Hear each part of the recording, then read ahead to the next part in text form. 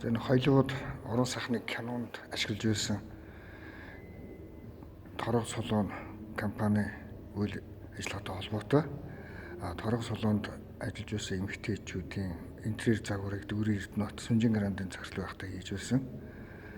За одоо энэ бид бүхэн харж байна. За энэ малгайны энэ хэсэг одоо энэ бүхэн одоо маск гэдэг энэ одоо маш их өвөрмөц байдлаар хийсэн байгаа. За энэ Холливуд кинон дээр одоо нэлээд гайгүй хийгдсэн мөн одоо өгийн нуур гэж ярьдаг. За тэр өгийн нуурын одоо туун төстэй нуурны хажууд одоо бид бүхэн Ленинград хотын нэг хэсгийн барилга байшин одоо барьж байгуулах үед нэг ийм маскууд өмссөн байгаа.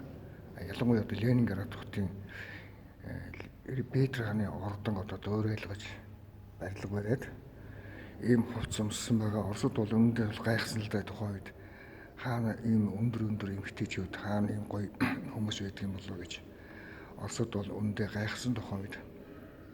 Тэр үед бол их нууцлаг байлаа. Тэгээ ил болгож байгаа нь тэр бичлэгүүд байгаа. Тэгээ ер нь бол их гайхсан л да Оросд Италичууд юм болов гэж. Үндсэндээ бол Дүүрэн Эрдэнэт өөрөө дүү нэртэйгээ одоо анх тэр хувцсыг өмсөж санаачилж одоо хийгээд дараа нь одоо өөрийнхөө таньдаг эмэгтэйчүүдийг явьчирч өмсүүлсэн байгаа.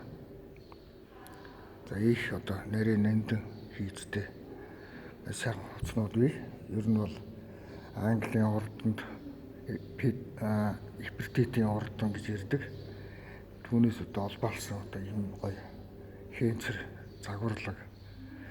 Одоо энэ үсийн хитэл одоо бид хүмүүд нь арабчууд гэж ярьдаг. Дээрх нь үе одоо Ипертитийн Африк одоо самналттай одоо энэ үсний одоо жирсэн загвар одоогор бол Монгол ихнэр эмэгтэйчүүдийн үстэй их төстэй. За ийм хувцснууд байгаа.